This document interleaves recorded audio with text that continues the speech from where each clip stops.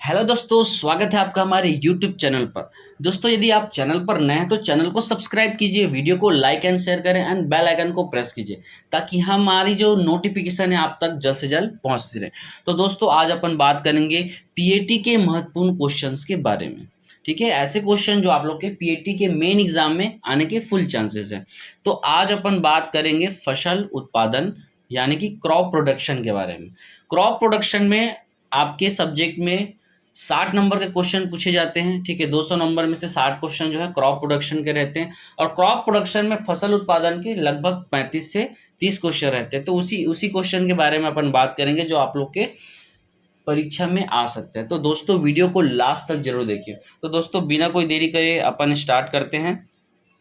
पहला क्वेश्चन आप लोग के सामने दिख रहा है, धान के 1 हेक्टेयर में पौधरोपण हेतु पौधशाला का क्षेत्रफल क्या होगा। तो इसका जो सही आंसर है दोस्तों, इसका जो सही आंसर है सी नंबर आएगा। 1/10वां भाग लेते हैं, है ना।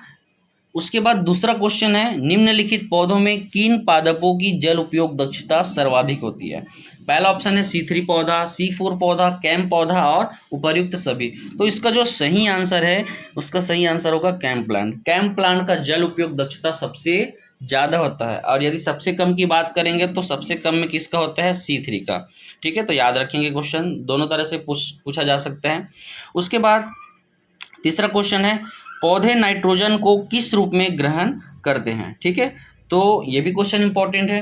पहला है नाइट्रोजन, दूसरा अमोनिया, तीसरा नाइट्राइड और चौथा मीथेन। तो सबसे ज़्यादा किस रूप में ग्रहण किया जाता है, वो है अमोनिया के रूप में। अमोनिया के रूप में सबसे ज़्यादा इसको ग्रहण किया जाता है। ठीक है, चौथा क्वेश्चन है, निम्न में कौन सा खेती का प्रकार नहीं है। तो खेती के प्रकार इनमें से कौन सा नहीं है, विशिष्ट खेती, शुष्क खेती, चारागाह खेती और सामूहिक खेती। सभी के पीछे में खेती खेती लगा हुआ है, तो कंफ्यूज नहीं होना है। खेती का जो सही प्रकार नहीं है वो है सामूहिक खेती। ठीक है, सामूहिक खेती बेसिकली खेती की प्रणालियों के अंतर्गत आता है।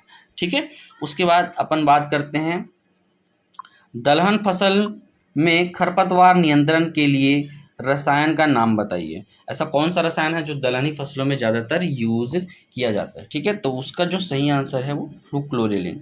इसी को अपन बेसालीन के नाम से भी जानते हैं। ठीक है, तो याद रखिएगा, इसका व्यापारिक नाम क्या है, बेसालीन। ठीक, ओके, आगे बढ़ते हैं।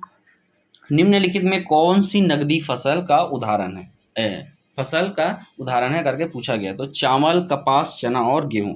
तो इनमें से आपका जो सही आंसर होगा वो है कपास। कपास, गन्ना, तंबाकू, ये सारे चीज़ों को नकदी फसल बोला जाता है। ठीक है, कैश क्रॉप बोलते हैं इंग्लिश में।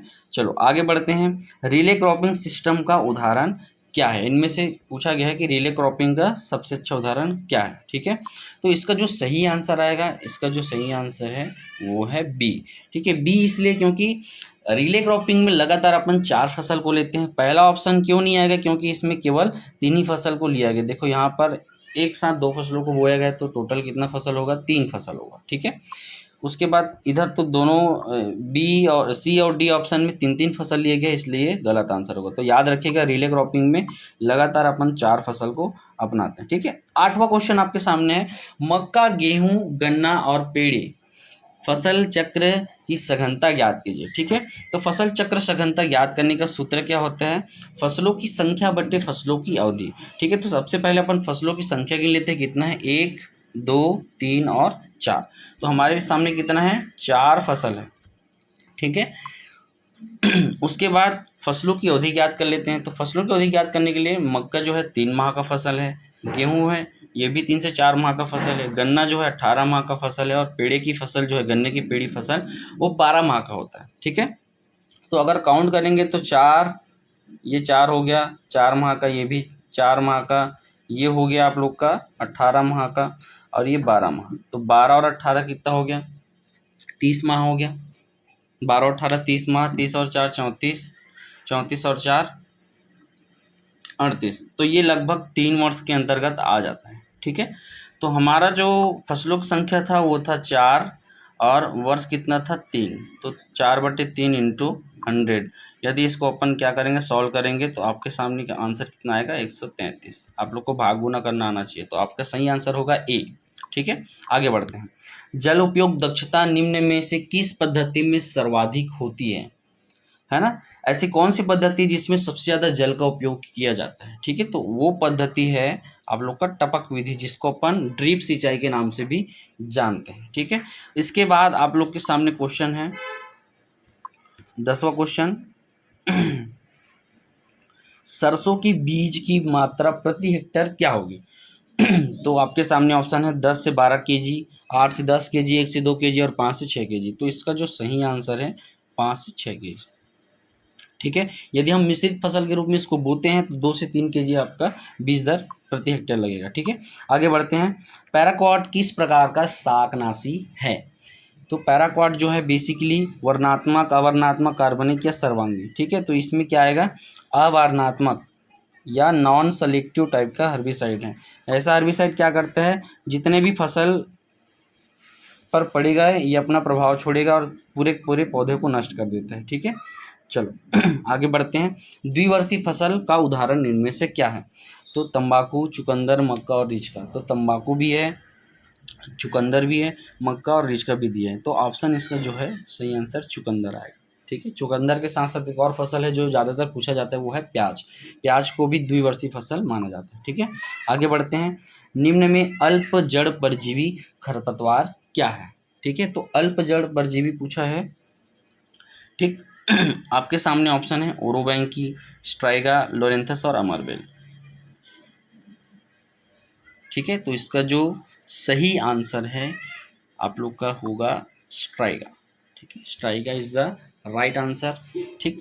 आगे बढ़ते हैं, सामान्य गेहूं का वानस्पतिक नाम क्या है, ठीक है। पूछा गया है Triticum aestivum, Triticum डाइकोकम, Triticum durum और ट्रिटिकम पार्सिकम।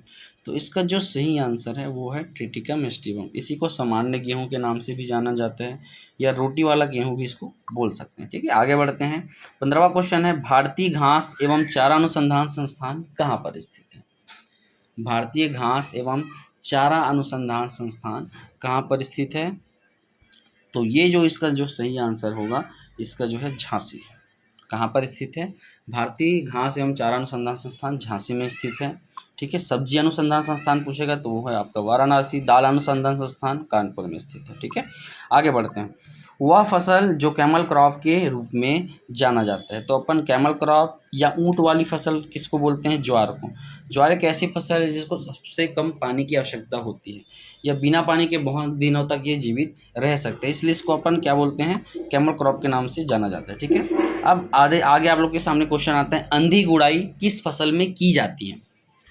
कपास, गन्ना, मूंगफली और मक्का। अंधी गुड़ाई बेसिकली ब्लाइंड होइंग है, ठीक है। अंधी गुड़ाई कब करते हैं, बुआई के बाद और अंकुरन के पहले, ठीक है। तो ये जो है गन्ना में किया जाता है अंधी गुड़ाई, ठीक है। आंसर याद रखेंगे, ठीक है। उसके बाद हरी खाद के लिए आमतौर पर उगाए जाने वाला पौधा कौन सा है। सबसे ज़्यादा जो उगाया जाता है वो है ढैंचा, ठीक है। इसके पश्चात याद रखेंगे, उच्च लवण सहनशीलता किस फसल की विशेषता है, ठीक है। तो उसका जो आंसर आप लोग का आएगा वो है चुकंदर। उच्च लवण सहनशीलता ये जो फसल है, ठीक है, इसको लवणी भूमि में आसानी से उगाया जा सकता है, ठीक है। आगे बढ़ते हैं, खड़ी फसल कटने के पूर्व उसी खेत में दूसरी फसल के बोने को कहते हैं। दूसरी फसल को बोना यानी कि इसका जो आंसर है आप लोग के सामने दिया हुआ है रिले क्रॉपिंग, मिश्रित फसल, ओवरलैपिंग या अंतर फसल। तो इसका जो सही आंसर है वो है ओवरलैपिंग। यदि हम खड़ी फसल के कटने के पहले कोई फसल बो दे रहे हैं तो उसको ओवरलैपिंग कहते हैं। यदि खड़ी फसल कटने के पहले यदि हम किसी फसल की तैयारी करेंगे तो उसके अपन बोलते हैं रिले क्रॉपिंग। तो इसको याद रखिएगा आंसर इसका, ठीक है। आगे बढ़ते हैं, 21वां क्वेश्चन है, निम्न में कौन सा सूक्ष्म पोषक तत्व है। मैग्नीशियम, पोटेशियम, फास्फोरस और मैग्नीज। मैग्नीशियम जो है द्वितीयक, पोटेशियम जो है प्रमुख पोषक तत्व है, फास्फोरस भी प्रमुख पोषक तत्व में आता है। तो इसका जो सही आंसर होगा वो है मैग्नीज, ठीक है। Manganese is the right answer, ठीक। आगे बढ़ते हैं, केंद्रीय शुष्क क्षेत्र अनुसंधान संस्थान स्थित है। इसको शॉर्ट में अपन बोलते हैं कजरी, CAZRI, central arid zone research institute. तो ये आप लोग का स्थित है जोधपुर, राजस्थान में, है ना।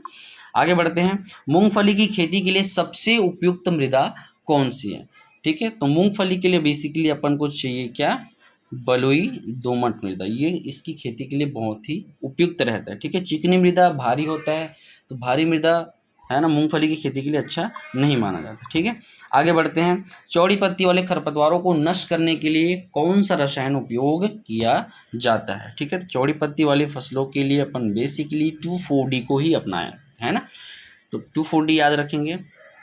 आगे बढ़ते हैं। डिस्क हल का डिस्क कोण कितना होता है? ठीक है, डिस्क हल का डिस्क कोण कितना होता है? 40 डिग्री से, सॉरी यहाँ पे सेल्सियस जो दिया हुआ है गलत है, 40 डिग्री, 45 डिग्री, 50 डिग्री और 55 डिग्री। तो इसका जो सही आंसर है आप लोग का 45 डिग्री आएगा। ठीक है, 45 डिग्री कोण पे झुका होता है ना। आगे बढ़ते हैं। सबसे अधिक खिंचाव वाला हल कौन सा है? ठीक है, यहाँ पर आपके सामने ऑप्शन दिए, पंजाब हल, देसी हल, विक्ट्री हल और यूपी नंबर 1। तो इसका जो सही आंसर है वो है विक्ट्री हल, इसी का खिंचाव सबसे ज़्यादा होता है। ठीक है, आगे बढ़ते हैं। द्वितीयक भूपरिष्करण का प्रमुख यंत्र कौन सा नहीं है? द्वितीयक भूपरिष्करण का प्रमुख यंत्र कौन सा नहीं है? कल्टीवेटर, हो, हैरो, टर्नरिस्ट हल, ऐसा आपके सामने ऑप्शन दिया हुआ है। तो द्वितीयक भूपरिष्करण का जो यंत्र है वो है टर्नरिस्ट हल, ये प्राथमिक भूपरिष्करण में आता है। ठीक है, तो यही आपका सही आंसर होगा। ठीक है, हल्की निराई गुड़ाई हेतु आवश्यकता होती है। हल्की निराई गुड़ाई करने के लिए अपन कौन से यंत्र का यूज़ करते हैं? तो वो है इसका जो सही आंसर आएगा वो है हो। ठीक है, बेसिकली ये जो देसी हल है ये इसका ऑप्शन है, हो सिंगल में रहना चाहिए था, तो इसका जो सही आंसर आएगा डी। हो को अपन क्या करते हैं? हल्की निराई गुड़ाई के लिए अपन नर्सरी वगैरह में यूज़ करते हैं। ठीक है, आगे बढ़ते हैं। कौन सा 2 हत्थे वाला हल नहीं है? ठीक है, तो इसका जो सही आंसर है प्रजा हल, पंजाब हल, विक्ट्री हल और ये सभी। तो प्रजा हल जो है वो 2 हत्थे वाला हल नहीं है। ठीक है, यही सही आंसर है आप लोग का। ठीक है, आगे बढ़ते हैं। द्वितीय भूपरिष्करण का यंत्र है, इनमें से कौन सा द्वितीय भूपरिष्करण का यंत्र है? तो आप लोग के सामने बहुत सारा ऑप्शन दिए हैं, तवेदार हल, पंजाब हल, मेस्टन हल और अकोला हो। तो इसका जो सही आंसर वो है अकोला हो, इसके अंतर्गत आएगा। ठीक है, आगे बढ़ते हैं। सीड ड्रिल में बीज गिराने की क्रिया को समायोजित कौन करते हैं? ठीक है, तो सीड ड्रिल में बीज गिराने की प्रक्रिया को क्लच क्या कर देता है? समायोजित करता है। ठीक है, बीज गिराने की प्रक्रिया को। आगे बढ़ते हैं। सोना खाद किस उर्वरक को कहते हैं? ये बहुत ही इंपॉर्टेंट क्वेश्चन है। आपके सामने ऑप्शन है urea, potash, calcium, ammonium nitrate और उपर्युक्त सभी। तो इसका जो सही आंसर आएगा कैल्शियम अमोनियम नाइट्रेट, जिसको CAN कैन के नाम से भी जाना जाता है। ठीक है, आगे बढ़ते हैं। कौन सा तत्व क्लोरोफिल का प्रमुख संगठक है? ठीक है, तो यदि आपको क्लोरोफिल का रासायनिक सूत्र याद होगा तो उसमें Mg करके आता है, तो उसका जो सही आंसर होगा, Mg मतलब क्या होता है? मैग्नीशियम। तो मैग्नीशियम इसका सही आंसर है। ठीक, magnesium is the right answer. आगे बढ़ते हैं। कैल्शियम नाइट्रेट में नाइट्रोजन की मात्रा होती है। ठीक है, कैल्शियम नाइट्रेट बेसिकली इसमें जो है इसका जो सही आंसर आएगा कैल्शियम नाइट्रेट में 15.5% नाइट्रोजन की मात्रा होता है। ठीक है, आगे बढ़ते हैं। निम्न में क्या मृदा सुधारक है? ठीक है, तो इसका जो सही आंसर आएगा जिप्सम। ठीक है, जिप्सम को अपन मृदा सुधारक के नाम से जानते हैं। ठीक है, आगे है। भूमि में पोटास का प्रमुख स्रोत क्या है? एपेटाइट, बायोटाइट, क्वार्टर्स या सभी। ठीक है, तो पोटास जो है बेसिकली बायोटाइट के थ्रू आता है ना, या बायोटाइट का पोटास का प्रमुख स्रोत क्या है? बायोटाइट। तो इसका सही आंसर बायोटाइट होगा। विश्व में दालों का सबसे अधिक क्षेत्रफल कहाँ है? यदि हम लोग क्षेत्रफल की बात करें या उत्पादन की बात करें तो इसमें अव्वल नंबर पर आता है भारत, तो भारत इसका सही आंसर होगा। ठीक है, आगे बढ़ते हैं। पोटेशियम नाइट्रेट में पोटास पाया जाता है। पोटेशियम नाइट्रेट में पोटास कितना प्रतिशत पाया जाता है? तो इसका जो सही आंसर है वो आएगा आप लोग का 44%। पोटेशियम नाइट्रेट में पोटास की मात्रा कितना होता है? 44%। ठीक है, आगे बढ़ते हैं। निम्न में कौन सी सोयाबीन की किस्म है? इनमें से कौन सा जो किस्म है वो सोयाबीन का है? ठीक है, तो ये जो इसमें से है अलंकार, वरालक्ष्मी, युक्ता और सभी दिए हुए हैं, तो इसका सही आंसर क्या आएगा? अलंकार। ठीक है, आगे बढ़ते हैं। कल्याण सोना एक किस्म है, कौन से फसल का किस्म है? बहुत ही ज़्यादा इंपॉर्टेंट है। धान, मक्का, ज्वार और गेहूँ, तो इसका जो सही आंसर है वो है गेहूँ। ठीक है, आगे बढ़ते हैं। सिनर्जेटिक खेती का उदाहरण है गन्ना प्लस आलू, गन्ना प्लस सरसों, गेहूं प्लस सरसों या चना प्लस सरसों, तो इसका जो सही आंसर है ये हो। ठीक है, आगे बढ़ते हैं। निम्न में कौन सी फसल अंतर्वर्ती फसल का उदाहरण है? अंतर्वर्ती मतलब इंटरक्रॉपिंग। ठीक है, तो इंटरक्रॉपिंग के रूप में सबसे अपन अच्छा क्या उगाते हैं? मूंग को उगाते हैं, तो मूंग इसका सही आंसर होगा। आगे बढ़ते हैं। सामा खरपतवार किसमें होता है? सामा का जो खरपतवार है कौन से फसल में उगता है? तो इसका जो सही आंसर क्या आएगा? खरीफ, रबी, जायद या सभी। तो सावा जो है बेसिकली धान में उगता है, और धान कौन से मौसम का? खरीफ का है, तो इसका जो सही आंसर आएगा खरीफ। ठीक है, आगे बढ़ते हैं। चलो, एक बीजपत्री खरपतवार का उदाहरण है। एक बीजपत्री, ठीक है, कृष्णनील दिया हुआ है, कांस, मकोय और बथुआ। तो एक बीजपत्री के अंतर्गत आता है कांस। ठीक है, आगे बढ़ते हैं। सबसे अधिक सिंचाई की आवश्यकता किस मृदा में होती है?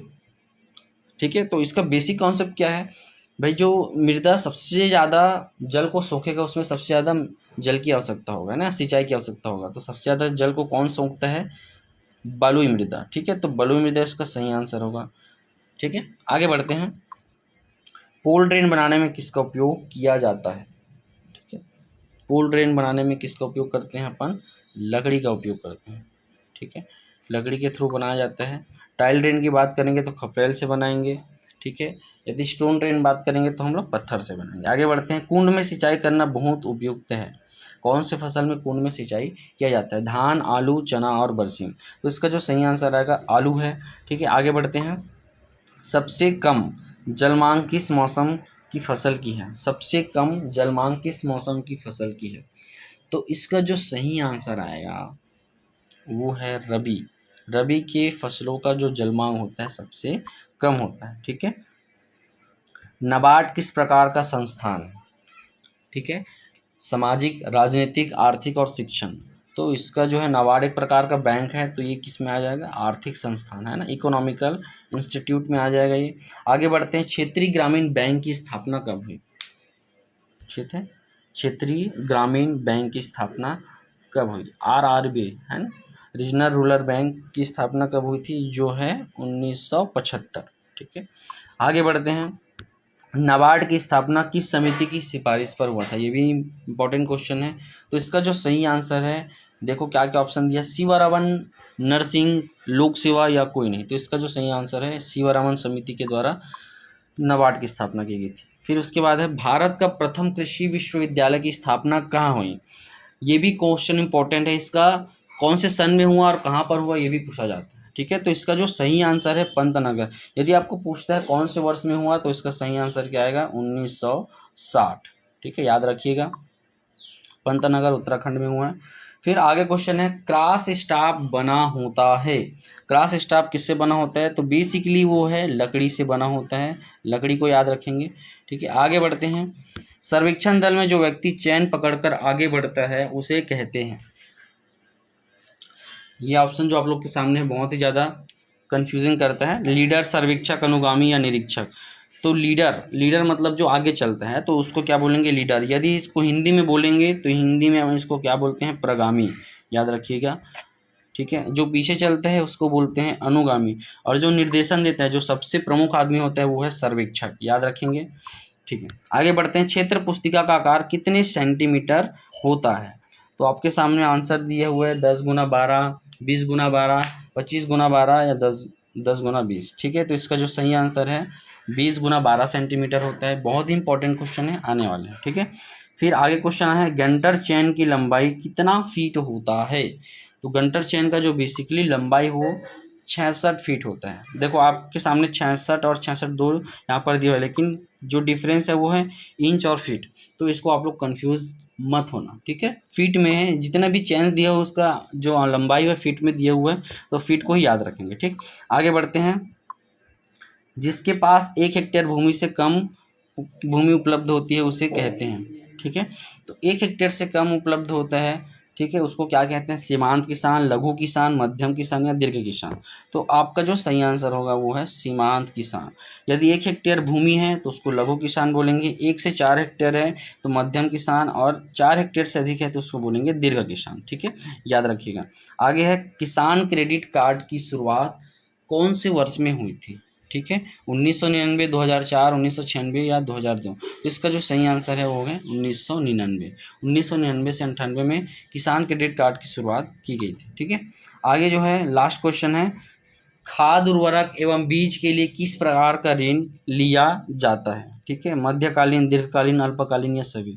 तो खाद उर्वरक के लिए कौन सा ऋण लिया जाता है? वो है अल्पकालीन, शॉर्ट टर्म लोन, ठीक है, जो मौसम या मौसमी खेती के लिए लिया जाता है, ठीक है। तो दोस्तों ये रहा आप लोग का इंपॉर्टेंट क्वेश्चन। यदि आप लोग को क्वेश्चन अच्छा लगा हो तो इसको याद रखिए, और यही आप लोग के पीएटी क्वेश्चन में भी आने के चांसेस हैं।